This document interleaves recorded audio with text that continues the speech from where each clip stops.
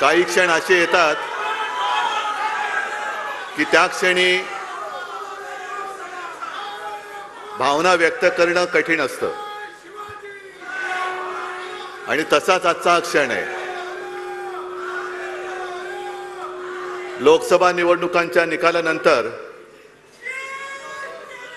आपल्या शिवसेनेचा वर्धापन दिनाच्या निमित्ताने होत असलेला पहिला जाहीर कार्यक्रम आहे। मी सर्व शिवसैनिकांना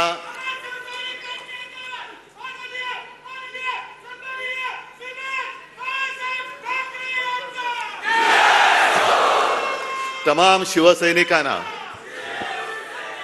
आपल्या शिवसेनेच्या मी वर्ष नाही मोजत, कारण शिवसेना म्हटल्यानंतर नवचैतन्य आणि तरुणाई आलीच पाहिजे। त्याच्यामुळे वर्ष किती होऊ द्यात, या वर्धापन दिनाच्या मी शुभेच्छा देतोय। साहजिकच आहे, गेल्या आठवड्यात आपली महाविकास आघाडीची एक पत्रकार परिषद झाली। सगळे आपले घटक पक्ष सोबत होते, काँग्रेस होती, राष्ट्रवादी, इतर सर्वच। त्याच वेळेला मी सर्वांना धन्यवाद दिलेच आहे, पण आज पुन्हा एकदा शिवसेनेच्या वतीने ज्या ज्या देशभक्तांनी महाविकास आघाडीला आणि शिवसेनेला मतदान केलं, आशीर्वाद दिले, त्या सर्वांना, म्हणजे त्याच्यात माझे मराठी आलेच, हिंदू आलेच, दलितही आले, बौद्धही आले, मुसलमानही आले, ख्रिश्चनही आले, शीख सुद्धा आले, सर्व देशभक्तांना मी मनापासून धन्यवाद देतोय। दोन चांगले बॅट्समन आपण पाहिले। ओपनिंग बॅट्समन कडक होता, मधला बॅट्समन तुम्हाला माहिती आहे कसा होता, आणि अनेकदा माझी परिस्थिती ही शेवटचा जो कोण बॉलर असतो तो बॅटिंगला पाठवल्यानंतर कशी होते तशी होत झालेली आहे।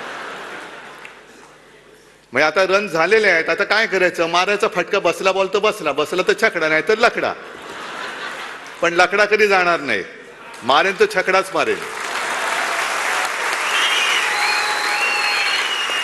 तुम्ही सर्वांनी माझं कौतुक केलेलं आहात, सगळं जे काही विजय झाला त्याचं श्रेय मला दिलेलं आहे, पण मी शून्य आहे। मी कधीही यशाचा मानकरी मीच आहे हे मी कधीही मानणार नाही। यशाचे मानकरी, यशाचे धनी हे तुम्ही आहात,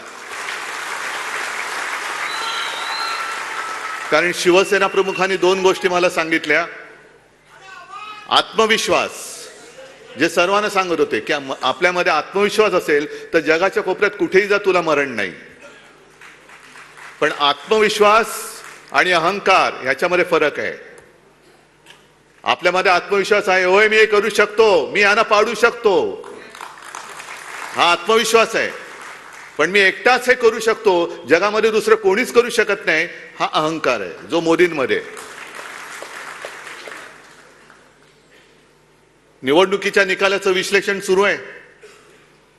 भाजपला तर तडाखा बसलेलाच आहे, पण तडाखा बसल्यानंतर पुन्हा एकदा बाजूच्या गल्लीत कसं न्यायचं, विषयांतर कसं करायचं हे त्यांना चांगलं कळलंय।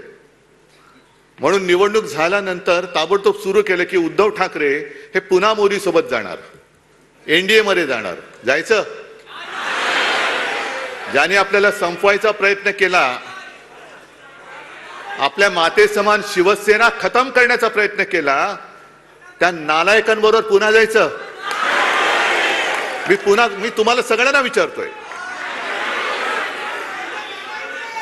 म्हणजे त्यांना काय होतंय की गैरसमज पसरून द्यायचा आणि स्वतःचं अपयश झाकून ठेवायचं। अहो तुमचं तुम्ही बघा ना, आमचं कशाला वाकून बघताय? तुमचं काय काय उघडं पडलंय ते तुम्ही बघा, कशी तुमची वरपासून खालपर्यंत अगदी, हा बरोबर, काय बोललात?